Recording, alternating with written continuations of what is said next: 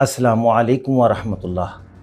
امریکی صدر Donald Trump نے عرب اور اسلامی ممالک کے لیے یہ بات تقریباً لازمی قرار دے دی ہے کہ وہ فوری طور پر ابراہیم معاہدوں میں شامل ہوں اور اسرائیل کے ساتھ اپنے تعلقات معمول پر لائیں، ورنہ انہیں ایران کے ساتھ ہونے والے کسی بھی ممکنہ معاہدے یا نئے علاقائی نظام سے باہر سمجھا جائے گا۔ ٹرمپ نے اپنے social media platform Truth Social پر جاری ایک طویل پیغام میں دعویٰ کیا کہ ایران کے ساتھ مذاکرات مثبت انداز میں آگے بڑھ رہے ہیں اور جلد کسی اہم معاہدے کا امکان موجود ہے۔ تاہم انہوں نے سعودی عرب، قطر، امارات، مصر، ترکیہ، اردن اور پاکستان کی قیادت سے گفتگو کے بعد واضح انداز میں کہا کہ اب ان ممالک کے لیے ابراہیمی معاہدوں میں شامل ہونا ناگزیر ہو چکا ہے۔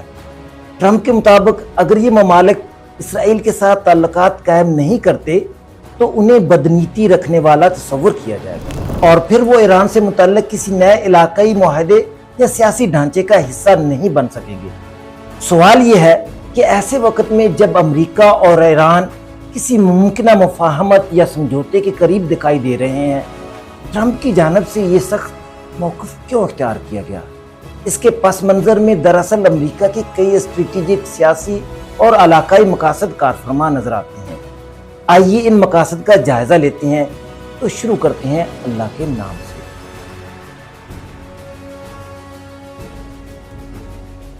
بسم اللہ الرحمن الرحیم۔ امریکہ دراصل عرب اور اسلامی ممالک سے یہ قیمت وصول کرنا چاہتا ہے کہ خطے میں ایران کے ساتھ دوبارہ کسی بڑی جنگ کی نوبت نہ آئے، یعنی ان ممالک کو اپنی سلامتی، خود مختاری، تیل کی تنصیبات اور سیاسی استحکام کے تحفظ کے بدلے اسرائیل کے ساتھ تعلقات قائم کرنا ہوں گے۔ گویا واشنگٹن اب سیکیورٹی اور سفارتی تعاون کو اسرائیل کے ساتھ تعلقات سے مشروط کرنا چاہتا ہے۔ ٹرمپ کی یہ پالیسی صرف علاقائی امن کا منصوبہ نہیں، بلکہ اس کے پیچھے اسرائیلی وزیر اعظم بنیامین نتنیاہو، امریکی صہیونی لابی اور اسرائیل نواز حلقوں کو خوش کرنے کا عنصر بھی نمایاں طور پر موجود ہے۔ ٹرمپ یہ تاثر دینا چاہتے ہیں کہ وہ اسرائیل کو خطے میں مکمل سفارتی قبولیت دلانے کی صلاحیت رکھتے ہیں۔ اس لیے انہوں نے واضح طور پر کہا کہ سب سے پہلے سعودی عرب اور قطر کو اسرائیل کے ساتھ تعلقات قائم کرنا ہوں گے اور پھر باقی ممالک ان کے بعد اس عمل میں شامل ہوں گے۔ انہوں نے یہ اشارہ بھی دیا کہ ممکن ہے کہ ایک یا دو ممالک کو استثناء دے دیا جائے، بشرطے کہ ان کے پاس کوئی قابل قبول عذر موجود ہو۔ ٹرمپ نے مزید یہ دعویٰ کیا کہ اگر یہ تمام ممالک اجتماعی طور پر اسرائیل کے ساتھ تعلقات قائم کر لیتے ہیں تو پھر ایران کو بھی اسرائیل کے ساتھ تعلقات بہتر بنانے اور ابراہیمی معاہدوں میں شامل ہونے کی دعوت دی جا سکتی ہے۔ ٹرمپ کے مطابق اس کے نتیجے میں ایک متحد، مضبوط اور پرامن مشرق وسطیٰ وجود میں آئے گا، جہاں جنگوں اور تنازعات کا خاتمہ ہو جائے گا۔ انہوں نے یہ موقف بھی دہرایا کہ متحدہ عرب امارات اور بحرین جیسے ممالک اسرائیل کے ساتھ تعلقات قائم کرنے کے بعد معاشی ترقی، ٹیکنالوجی اور عسکری تعاون کے میدان میں فائدہ اٹھا رہے ہیں۔ اس لیے باقی ممالک کے لیے بھی یہ راستہ بہت مفید ثابت ہو سکتا ہے۔ اسرائیلی نژاد امریکی صحافی باراک راوڈ نے پہلے انکشاف کیا تھا کہ جب ٹرمپ نے عرب اور مسلمان رہنماؤں کے سامنے اسرائیل سے تعلقات کی بات کی تو کئی رہنما خاموش رہے۔ سعودی عرب نے مخالفت کی جبکہ بعض ممالک نے اپنے تحفظات ظاہر کیے۔ تاہم اب ٹرمپ کا موقف پہلے سے کہیں زیادہ سخت دکھائی دیتا ہے۔ انہوں نے واضح پیغام دیا کہ اب کسی ملک کو انکار یا ہچکچاہٹ کی اجازت نہیں ہوگی، بلکہ سب کو اس عمل کا حصہ بننا پڑے گا۔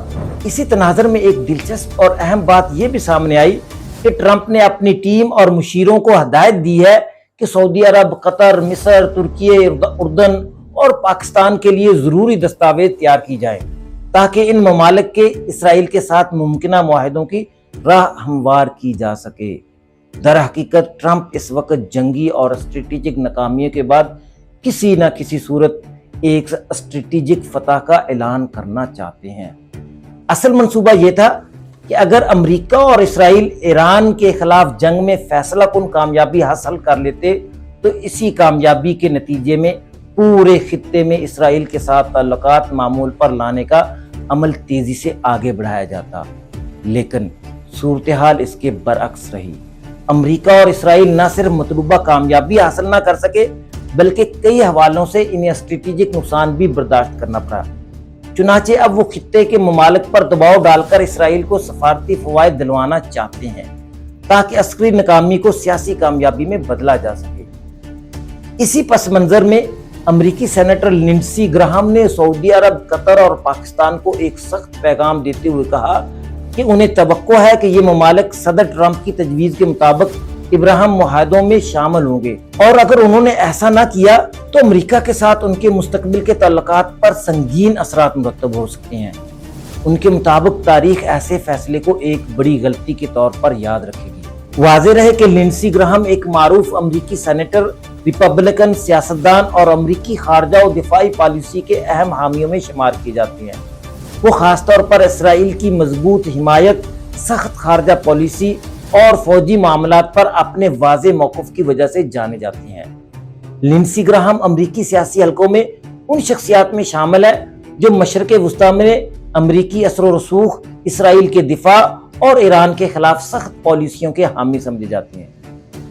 یہاں بنیادی سوال یہ پیدا ہوتا ہے کہ امریکہ آخر سعودی عرب، قطر اور پاکستان جیسے ممالک سے اسرائیل کے ساتھ تعلقات قائم کرنے کا مطالبہ کس بنیاد پر کر رہا ہے، اور اس نارملائزیشن سے ان ممالک کو آخر کون سا حقیقی اسٹریٹجک فائدہ حاصل ہوگا، خاص طور پر ایسے وقت میں جب متحدہ عرب امارات اور بحرین کے تجربات سب کے سامنے موجود ہیں، جہاں ایران کے حملوں کے دوران نہ امریکہ عملی طور پر ان کے دفاع کے لیے سامنے آیا اور نہ ہی اسرائیل نے کوئی مؤثر کردار ادا کیا۔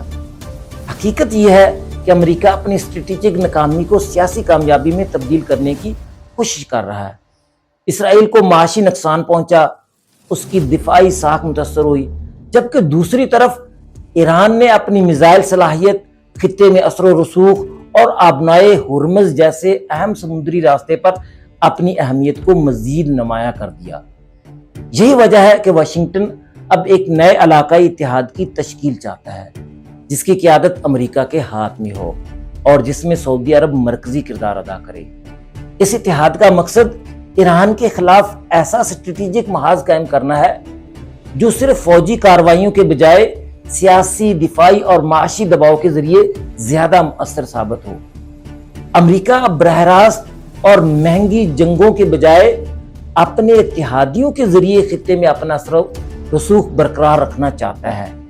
اسی پس منظر میں وہ پہلے سے موجود ابراہیمی معاہدوں کو بھی بچانے کی کوشش کر رہا ہے، کیونکہ امارات اور بحرین جیسے ممالک یہ محسوس کر چکے ہیں کہ امریکی اور اسرائیلی تحفظ کی ضمانتیں عملی طور پر اتنی مضبوط نہیں جتنی ظاہر کی جاتی تھیں۔ چنانچہ اب امریکہ سعودی عرب اور پاکستان جیسے بااثر اسلامی ممالک کو شامل کر کے ان معاہدوں کو نئی ساکھ اور نئی طاقت دینا چاہتا ہے۔ یہ دباؤ صرف اسرائیل سے تعلقات قائم کروانے کے لیے نہیں بلکہ اس کا ایک بڑا مقصد یہ بھی ہے کہ ان ممالک کو چین اور روس کے ساتھ متبادل دفاعی یا اسٹریٹجک شراکت داریوں کی طرف جانے سے روکا جائے۔ امریکہ چاہتا ہے کہ سعودی عرب، قطر اور پاکستان مکمل طور پر امریکی دائرہ اثر میں رہیں۔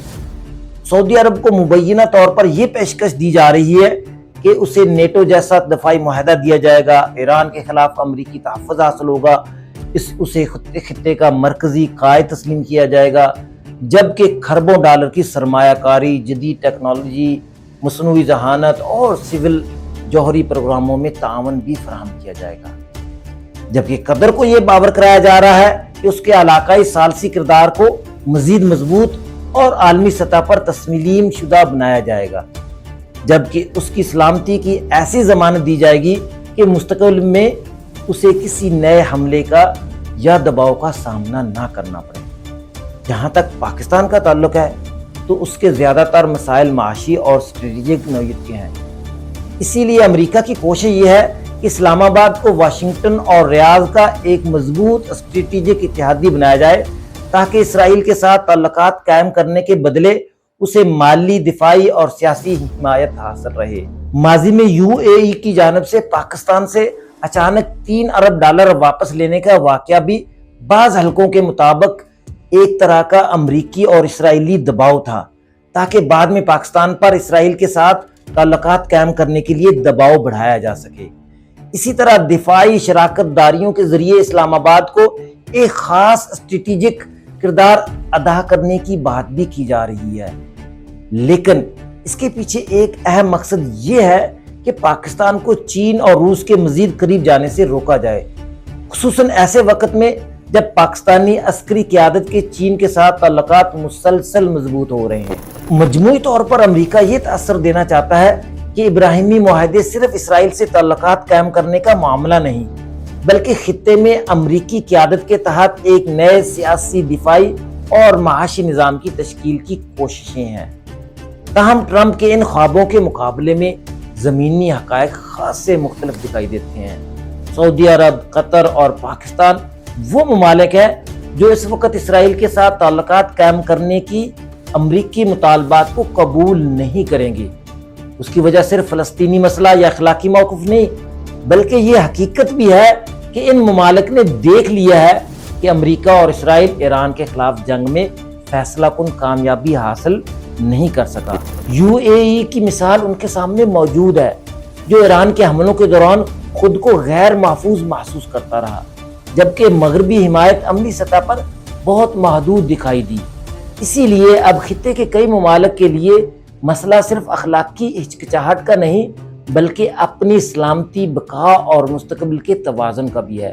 سعودی عرب سب کچھ کے بدلے سب کچھ کی پالیسی چاہتا ہے، یعنی اگر اسرائیل کے ساتھ تعلقات قائم کیے جائیں تو اس کے بدلے فلسطینی ریاست کے قیام میں حقیقی اور واضح پیش رفت ہونی چاہیے۔ مزید یہ کہ سعودی قیادت نے یہ بھی دیکھا کہ ایران اس جنگ سے شکست کھا کر نہیں نکلا، اس لیے وہ محض امریکی دباؤ پر اسرائیل کے ساتھ تعلقات قائم کرنے کے لیے فوری طور پر تیار نہیں ہوگا۔